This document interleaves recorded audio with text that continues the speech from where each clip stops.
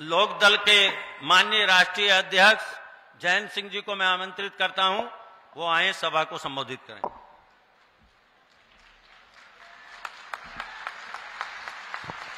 राम राम साहब। देश के गृह मंत्री आदरणीय अमित शाह जी, यहां क्षेत्र की लोकप्रिय सांसद और दोबारा एनडीए के उम्मीदवार आदरणीय हेमा मालिनी जी, सम्मानित मंच कह के मैं संबोधन सबका करता हूं सामूहिक तौर से, और सामने बैठे मेरे आदरणीय बुजुर्ग, नौजवान साथियों, मातृशक्ति। मथुरा क्षेत्र की अपनी एक पहचान और यहां के लोगों के जज्बात वाकई अनोखे हैं। यहां की कहावत भी है, 3 लोक से नारी है मथुरा। राष्ट्रीयता की भावना, राष्ट्र प्रेम की भावना, सामाजिकता, एक दूसरे का सहयोग करना, एक दूसरे के काम आना, गरीब और कमजोर को सहायता करना, ये यहां के भावना और संस्कार और स्वरूप का हिस्सा है। और देश के कोने कोने से लोग आस्था और श्रद्धा लेके यहां आते हैं। सेवा भाव से ओतप्रोत है मथुरा वृंदावन। यहां तक कि मथुरा वृंदावन के लिए हरिवंश जी ने कहा कि सबसो हितनी काम मन वृंदावन विश्राम, राधा वल्लभ लाल को हृदय ध्यान मुख नाम। यानी मुख पे आपका नाम होना चाहिए, राधे राधे बोलिए, कृष्ण जी की श्रद्धा को आप अपने ग्रहण कीजिए, उनके संस्कारों को, और सेवा कीजिए लोगों की। तो ये हमेशा इस क्षेत्र की परंपरा रही है। उसी परंपरा के साथ जुड़ने के लिए हेमा जी 10 साल से आपके बीच इन्होंने काम किया। अब हम लोग मिलके आपसे उम्मीद रखते हैं कि तीसरी बार दोबारा बड़ा मैंडेट, बड़ा विश्वास हेमा जी पे आप करेंगे और आशीर्वाद देंगे, ताकि जो लखनऊ और दिल्ली की तस्वीर हम लोग मिलकर बनाना चाहते हैं उसमें हमें कामयाबी मिले। आदरणीय प्रधानमंत्री नरेंद्र मोदी जी ने देश को एक गति दी है, एक डायरेक्शन दिया है, और आप अब समझ गए हैं कि किस दृढ़ निश्चय के साथ भारत सरकार काम कर रही है। वो निश्चय पहले दिखाई नहीं देता था। घोषणाएं होती थी, योजनाएं बनती थी, ढिंडोरा पीटा जाता था, श्रेय लेने के लिए चुनाव के वक्त वो बात रखी जाती थी, लेकिन धरातल पे, जमीन पे वो योजनाएं कभी आपने क्रियान्वित होती नहीं देखी। आज पिछले 10 साल का देश का अनुभव कि जो गरीब के लिए योजना बनती है, महिला सशक्तिकरण के लिए योजना बनती है, किसान के लिए योजना बनती है, तो सीधा जो लाभार्थी हैं उनके खातों में सीधा पैसा भेजा जाता है। अब किसी बिचौलिए की जरूरत नहीं, किसी को भ्रष्टाचार करने का मौका नहीं देती सरकार। तो ये बहुत बड़ा परिवर्तन हमने होते देखा। मथुरा में भी कई अच्छे काम हुए हैं। मैं अभी बैठा बातचीत कर रहा था, बहुत पुरानी मांग थी। 15 साल से छाता की चीनी मिल बंद थी। मंत्री जी बैठे हैं, लक्ष्मी जी, ठाकुर तेजपाल जी लगातार प्रयासरत रहे उस इश्यू को लेकर। छाता के किसान कहते थे, मैं एमपी था तब भी मुझे भी कहते थे, लेकिन उस समय राज्य सरकार ने सहयोग नहीं किया। मैं बधाई देता हूं कि बीजेपी की सरकार जो लखनऊ में है, उन्होंने 2 टूक कह दिया और नई मिल के निर्माण के लिए बजट या आवंटन किया है। कितने ही करोड़ रुपए लगने पड़े वो लगाए जाएंगे, ताकि यहां क्षेत्र के मथुरा के छाता के किसानों के लिए जो उनको बेहतर दाम मिल सके, उनके फसल का वाजिब मूल्य उनको मिल पाए। और दूसरा, पर्यटक जिस हिसाब से यहां आते आए, करोड़ों लोग आते हैं।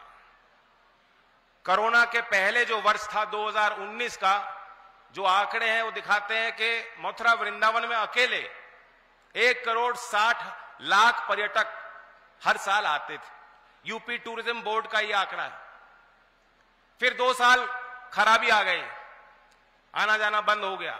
उसका प्रभाव यहां के क्षेत्र के व्यापारियों पे पड़ा, यहां इस क्षेत्र की अर्थव्यवस्था पे नकारात्मक प्रभाव उसके पड़े। लेकिन दोबारा मथुरा वृंदावन खड़ा हो गया। अब दोबारा वही उससे पुराने आंकड़ों को हमने पार कर दिया। मैं पढ़ रहा था 6 करोड़ लोग सालाना पर्यटक, उसमें देश से भी और अंतर्राष्ट्रीय स्तर से भी विदेशी सैलानी आ रहे हैं। 6 करोड़ ब्रज में आ रहे हैं। कोई गोकुल धाम देखना चाहता है, कोई गोवर्धन देखना चाहता है, कोई बरसाना की होली देखना चाहता है, कोई मथुरा वृंदावन देखना चाहता है, कोई ब्रजरज का अनुभव कर लेना चाहता है। तो ये एक बड़ी उपलब्धि। इसका श्रेय भी बीजेपी की राज्य सरकार और केंद्र सरकार की नीतियों को जाता है कि उन्होंने फोकस बनाया, प्रायोरिटी बनाई कि ब्रज टूरिज्म को हमें विकसित करना है। ब्रज टूरिज्म सर्किट को उन्होंने बनाया और बांके बिहारी मंदिर का भी एक उसको विकास से जोड़ने के लिए एक नोवेल कॉन्सेप्ट सरकार ला रही है। ये जो एक्सप्रेसवे नोएडा से आगरा लिंक है, सीधा एक नए एक्सप्रेसवे से बांके बिहारी जी को जोड़ा जाएगा। ये सारी जो परियोजनाएं हो जाएंगी, उसका लाभ यहां के कामगार को पड़ेगा, यहां के मजदूर को उसका लाभ मिलेगा, गरीब को लाभ मिलेगा और छोटे व्यापारियों को लाभ मिलेगा। और आपकी छाती गर्व से फूल जाएगी मथुरा वृंदावन के निवासियों की कि अच्छे काम इस क्षेत्र में अब हो रहे हैं और कोई रोक टोक नहीं। मैं ज्यादा कुछ नहीं कहना चाहता। इस क्षेत्र से मैं जनप्रतिनिधि रहा हूं, घर घर से मेरे यहां रिश्ते हैं, हर गांव की वास्तव स्थिति में जानता हूं। मेरे जीवन के हर मोड़ में मथुरा के लोगों ने मुझे आशीर्वाद दिया। अगर आप नहीं होते तो आज मैं पार्लियामेंट मेंबर में राज्यसभा सांसद नहीं हो सकता था। यह आपका आशीर्वाद है। अगर आपका सहयोग नहीं होता तो जो भारत सरकार ने एक फैसला लिया है, आपके विश्वास पे लिया है, आपको हौसला देने के लिया है, आपके मान सम्मान के लिए फैसला लिया कि चौधरी चरण सिंह जी को भारत रत्न दिया जाए। अगर मथुरा का सपोर्ट नहीं होता, समर्थन नहीं होता, आशीर्वाद नहीं होता, तो शायद भारत सरकार ऐसा ऐतिहासिक फैसले और निर्णय नहीं ले पाती। तो मैं उम्मीद करता हूं, मेरा भी तो कुछ अधिकार बनता है आप पे, आपका मुझ पर अधिकार है तो मेरा भी आप पे अधिकार है कि नहीं है। तो आज मैं मांगने आया हूं, पूरे 5 साल आप हम सबसे मांग सकते हो, हेमा मालिनी जी को कह सकते हो, मुझे कह सकते हो, हमारे दल के नेताओं को कह सकते हो और हम आपके सेवा के लिए तत्पर रहेंगे। लेकिन अब चुनाव की घड़ी है, कोई कमजोरी मत आन देना। मैं हेमा जी को साथ अभी मंच साझा कर रहा था बलदेव में, वहां सभा में मैंने एक बात कही थी। हेमा जी को मैं बचपन से मैं भी हेमा जी का ही फैन था। फिर हेमा जी 2009 में मेरे चुनाव प्रचार में आई, मुझे नहीं मालूम था फिर हम आमने सामने चुनाव लड़ लेंगे। अगला चुनाव आमने सामने लड़ गए। 15 साल हो गए। तो अगर हमारी, मेरी और हेमा जी की कोई पिक्चर बननी थी, उसका टाइटल होता 15 साल बाद। क्योंकि अब दोबारा हेमा जी 15 साल पहले मेरे लिए प्रचार करने आई थी, आशीर्वाद आपने भरपूर दिया था, इनका सहयोग मिला था। आज 15 साल बाद मैं इनके लिए मांगने आया हूं, तो मेरे इस उम्मीद पे आपको खड़ा रहना है। मैं आपको वादा करता हूं, इस क्षेत्र के लिए हमारी जवाबदेही रहेगी। और हेमा जी, हम और आप कभी आमने सामने अब चुनाव नहीं लड़ेंगे। यह भी तय हो गया। इस बार मैं इनके लिए आ रहा हूं, हो सकता है अगली बार कभी मैं लोकसभा लड़ूं तो आप मेरे लिए प्रचार करने जरूर आओगे, यह भी वादा आपसे लेता हूं।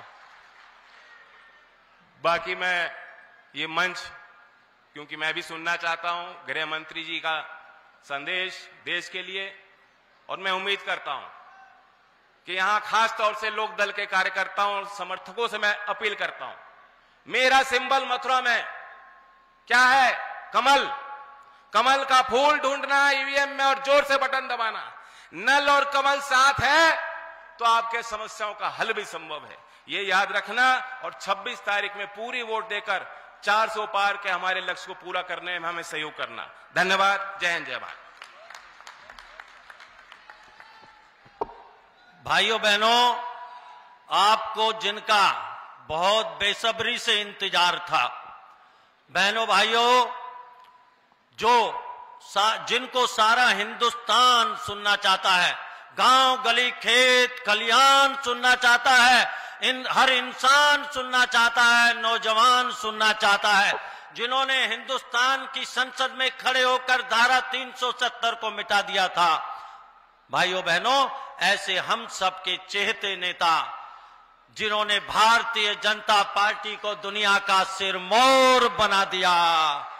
बहनों भाइयों, जो कह देते हैं वो कर देते हैं, ऐसे माननीय अमित शाह जी को मैं आमंत्रित करता हूं।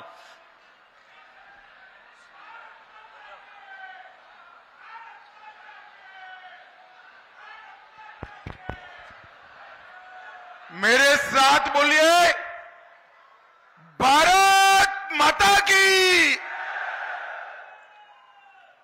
क्यों भाई? मथुरा वालों की आवाज को क्या होगा? व्रज गोवर्धन वाले ऐसे बोलेंगे क्या? मोदी जी को तीसरी बार प्रधानमंत्री बनाना है या नहीं बनाना है? 400 पार करनी है या नहीं करनी है? तो ऐसे नहीं चलता। मेरे साथ दोनों हाथ उठाइए, उठाइए दोनों हाथ, विजय के संकल्प की मुट्ठी बींचिए। ये रोड पर खड़े हैं वो भी उठाए, जरा हाथ उठाओ हाथ, और प्रचंड आवाज से बोलो, भारत माता की, भारत माता की। जय श्री राम, जय जय श्री राम। मेरा सबको राधे राधे भाई, राधे राधे।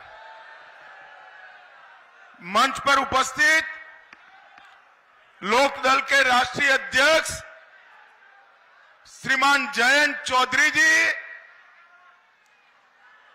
श्रीमान संतोष सिंह जी, श्री अशोक कटारिया जी, तेजवीर सिंह जी राज्यसभा के सदस्य, यहां के वरिष्ठ नेता चौधरी लक्ष्मी नारायण जी, मेरे मित्र और हमारे वरिष्ठ नेता श्री श्रीकांत शर्मा जी, श्री घनश्याम सिंह लोधी जी, श्री राजेश चौधरी जी, ठाकुर मेघश्याम सिंह जी, श्री पूरन प्रकाश जी, ठाकुर तेजपाल सिंह जी, नागेंद्र सिकरवार जी, डॉक्टर देवेंद्र शर्मा जी, चौधरी किशन सिंह जी, और आज यहां पर आए हुए प्यारे भाइयों बहनों माताओं और मेरे जिगर के टुकड़े जैसे युवा मित्रों, आप सभी को नमस्कार प्रणाम। मुझे जब मैं राजस्थान से हेलीकॉप्टर उड़ा कहा सभा खींचो खींच भर गई, उतरकर मैंने पूछा भाई मैं कितना लेट हूं, तो मैं लेट नहीं हूं भैया, फिर भी कब से आप बैठे रहे, इसलिए आप सभी की क्षमा प्रार्थना करता हूं। सबसे पहले बांके बिहारी जी को प्रणाम कर मेरी बात की शुरुआत करना चाहता हूं। प्रेम मंदिर, गोविंदेव मंदिर, श्री मलुक पीठ और सुदामा पीठ को भी प्रणाम कर मेरी बात की शुरुआत करना चाहता हूं। भाई और बहनों, मैं जन्म से धर्म से वैष्णव हूं। हमारी परंपरा में कहते हैं व्रज की भूमि पर पैर रख दिया तो सातों जन्म के पापों का नाश हो जाता है। और आज इस व्रज की पावन धरा को भी मैं प्रणाम कर मेरी बात की शुरुआत करना चाह रहा हूं। भाई और बहनों, आज मैं जब यहां आया हूं तब मैं हेमा जी के समर्थन में भारतीय जनता पार्टी का प्रचार करने आया हूं। आप सभी को आने वाले चुनाव में वोटिंग कर देश का भविष्य तय करना है। पूरे देश में चुनाव का माहौल चल रहा है। ए भाई कौन है, इसको बुलाओ तो जरा। अरे भाई ये कौन, बैठो ना भाई, तुम क्यों बीच में डुक डुक कर रहे हो, कोने में खड़े रहो, जरा बैठ जाइए आप लोग।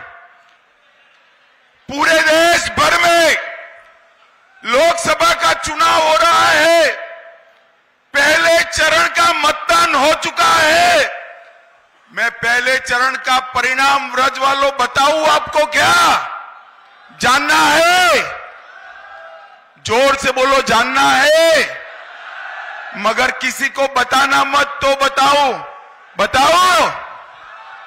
पहले चरण में सपा कांग्रेस का सुपड़ा साफ हो गया। दूसरे चरण में भी यही यात्रा को आगे निकालकर उत्तर प्रदेश की जनता ने वृंदावन होते हुए काशी तक कमल को विजयी बनाना है, कमल को विजयी बनाना। भाइयों बहनों, 2 खेमे पड़े हैं, 2 खेमे तय है। एक और गरीब के घर में पैदा हुए हमारे नेता नरेंद्र मोदी है, और दूसरी ओर चांदी की चम्मच के साथ पैदा हुए राहुल बाबा है। दोनों के बीच में आपको तय करना है। एक और 12 लाख करोड़ के घपले घोटाले भ्रष्टाचार करने वाली कांग्रेस पार्टी समाजवादी पार्टी है, और दूसरी ओर 23 साल तक मुख्यमंत्री रहकर शासन किया, परंतु जिस पर 4 आने का भी भ्रष्टाचार का आरोप नहीं है, ऐसे नरेंद्र मोदी है। एक और, गर्मी आते ही विदेश में थाईलैंड के प्राइवेट द्वीप पर वैकेशन करने वाले राहुल बाबा है, और दूसरी ओर दीपावली के दिन भी छुट्टी न लेने वाले नरेंद्र मोदी हैं। आपको ये दोनों के बीच में तय करना है। मोदी जी ने इस 10 साल में देश को आगे बढ़ाने का काम किया है। भाई और बहनों, मैं आज आपको पूछने आया हूं, मुझे बताओ, अयोध्या में राम मंदिर बनना चाहिए था या नहीं बनना चाहिए था? जरा जोर से बोलो, बनना चाहिए या नहीं बनना चाहिए?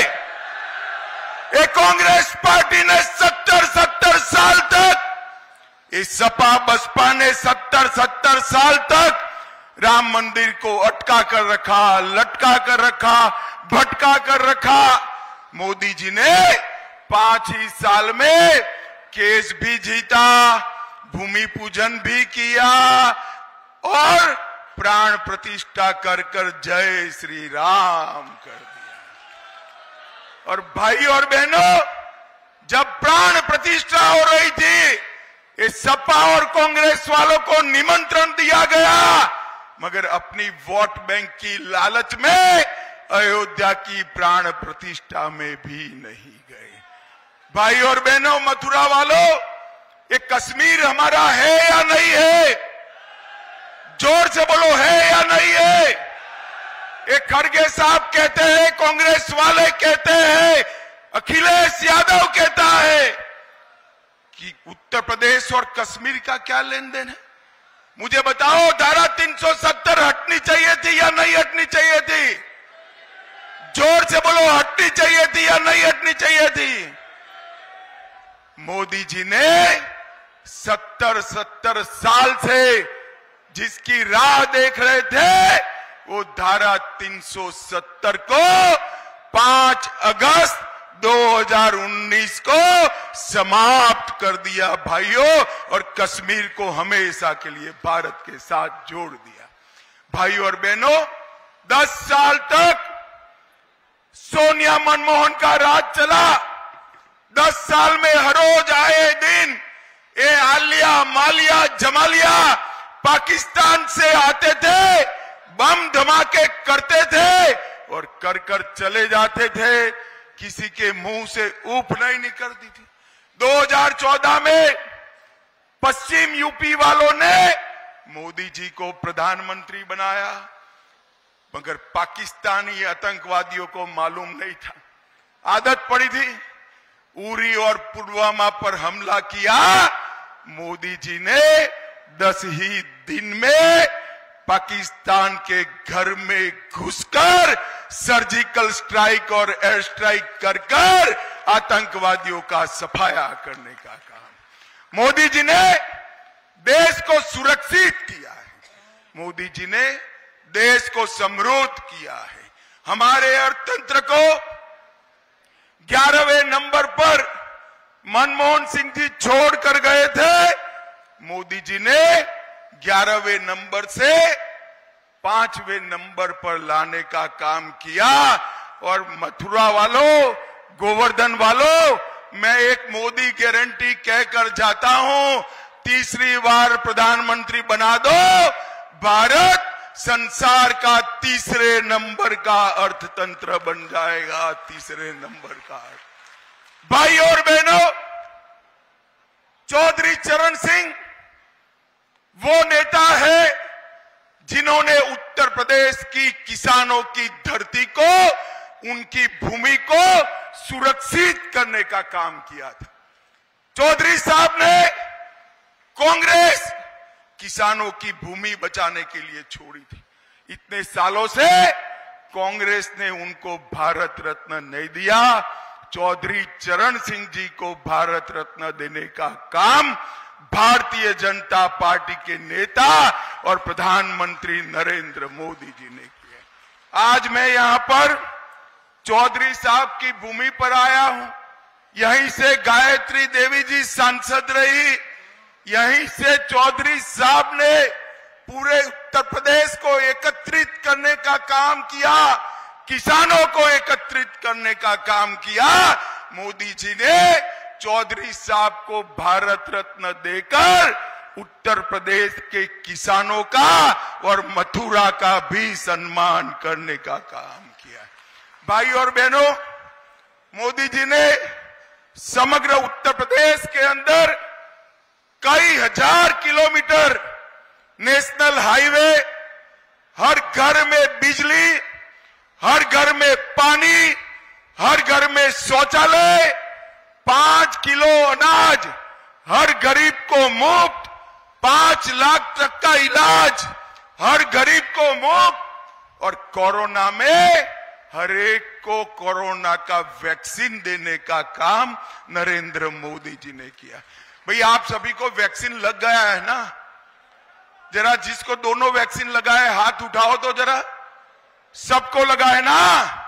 मोदी जी ने जब वैक्सीन लगाना शुरू किया, ये राहुल बाबा कहते थे वैक्सीन मत लगाओ, ये मोदी वैक्सीन है। अच्छा है राहुल बाबा का कोई सुनता नहीं है। पूरे देश ने वैक्सीन लगाया। एक दिन रात को राहुल बाबा भी गुपचुप अपना वैक्सीन लगाकर आ गए। अरे राहुल बाबा शर्म करो, शर्म करो। कोरोना जैसी महामारी में भी राजनीति कर रहे हो, आपको शर्म आनी चाहिए। परंतु मोदी जी ने देश को कोरोना से सुरक्षित करने का काम मोदी जी ने किया है। मोदी जी ने देश भर के इंफ्रास्ट्रक्चर को बढ़ाने का काम किया है। मथुरा के अंदर ढेर सारा विकास का काम मोदी जी की सरकार ने, योगी जी की सरकार ने किया है। ग्राम सड़क योजना के तहत 570 किलोमीटर सड़क बनाई, अंतरराष्ट्रीय सुविधाओं से सुसज्ज अंतरराज्य बस का अड्डा मथुरा में बनाया। मथुरा जंक्शन, मथुरा कैंट, उसका आधुनिकीकरण रेलवे स्टेशन का करने का काम किया। मथुरा में 600 एकड़ भूमि में थीम पार्क बनाने की योजना चल रही है। भाइयों बहनों, मथुरा को ये थीम पार्क विश्व प्रसिद्ध बनाएगा। 84 कोस की परिक्रमा का भी पूर्ण विकास करने का काम हमारे मुख्यमंत्री योगी जी सोच रहे हैं। और 1 डिस्ट्रिक्ट 1 प्रोडक्ट में मथुरा के नल की टोटियों की पहचान भी भारतीय जनता पार्टी ने दिलाने का काम किया। गोवर्धन को तहसील बनाया, अग्रसेन चौराहों को बनाने का काम किया, और लगभग निराश्रित महिलाओं को 42,000 माताओं को पेंशन देने का काम भारतीय जनता पार्टी ने किया है। भाई और बहनों, मैं 14 में प्रभारी था, 19 में मैं राष्ट्रीय अध्यक्ष था। दोनों बार हेमा जी को हमने यहां से प्रतिनिधि बनाया। 14 में जब प्रतिनिधि बनाया तब हेमा जी देश की जानी मानी कलाकार है, इनकी ख्याति समग्र विश्व में विख्यात है, इसलिए टिकट दिया था। परंतु 19 में जब टिकट दिया, हेमा जी सबसे अच्छी सांसद में से एक सांसद है, इसलिए टिकट दिया है। और हेमा जी को तीसरी बार टिकट इसलिए दिया है, हेमा जी को पार्टी ने मथुरा भेजा, हेमा जी खुद मथुरामय हो गई है और कृष्ण भक्ति को पूरे देश के अंदर एक नए आयाम देने का काम हमारी सांसद हेमा जी ने किया है। भाई और बहनों, मैं मथुरा के प्रति उनके समर्पण को जानता हूं। हर महीने कोई न कोई पत्र हेमा जी का मथुरा के विकास के लिए आता है। इतनी बड़ी कलाकार होने के बावजूद हेमा जी ने मथुरा के विकास के लिए कोई कसर नहीं छोड़ी है और मथुरा को विश्व स्तरीय पर्यटन सेंटर बनाने के लिए भारत सरकार और यूपी सरकार की सारी योजनाओं को जमीन पर उतारने का काम हेमा मालिनी जी ने किया है। भाइयों बहनों, आज मैं पश्चिमी उत्तर प्रदेश में आया हूं, तब पश्चिमी उत्तर प्रदेश में 2014 में पलायन हो रहा था। सपा के गुंडे परेशानी कर रहे थे, अच्छे लोग यूपी छोड़कर जा रहे थे। आपने 17 में भाजपा सरकार बनाई, योगी जी ने यहां की कानून और व्यवस्था को ठीक कर लोगों की जगह गुंडे पलायन कर जाए, इस प्रकार के कानून और व्यवस्था की स्थिति का निर्माण करने का काम किया है। और आज फिर से 17 में 2 साहजादे इकट्ठा होकर आए थे, राहुल जी और अखिलेश जी। पत्रकार पूछते हैं 2 लड़के इकट्ठा हो गए। मैं बताना चाहता हूं 17 में इकट्ठा हुए थे, सबसे बड़े मार्जिन से भारतीय जनता पार्टी की सरकार बनी थी।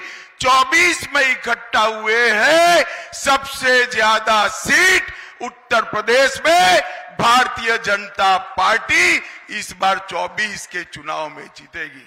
भाई और बहनों, मुझे बताओ, हेमा जी के नाम के सामने कमल का निशान है।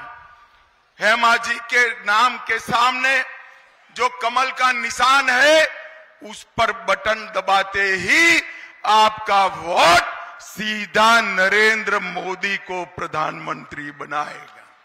मुझे बताओ, कमल के निशान पर बटन दबाएंगे क्या? जरा जोर से बोलो, दबाएंगे? हेमा जी को तीसरी बार जिताएंगे? मोदी जी को तीसरी बार प्रधानमंत्री बनाएंगे? 400 पार कराएंगे? 2047 में विकसित भारत बनाएंगे? तो मेरे साथ दोनों हाथ उठाइए, उठाइए दोनों हाथ, विजय के संकल्प की मुट्ठी भींचे और प्रचंड आवाज से बोलिए, भारत माता की, भारत माता की, वंदे वंदे, जय श्री राम, जय जय श्री राम।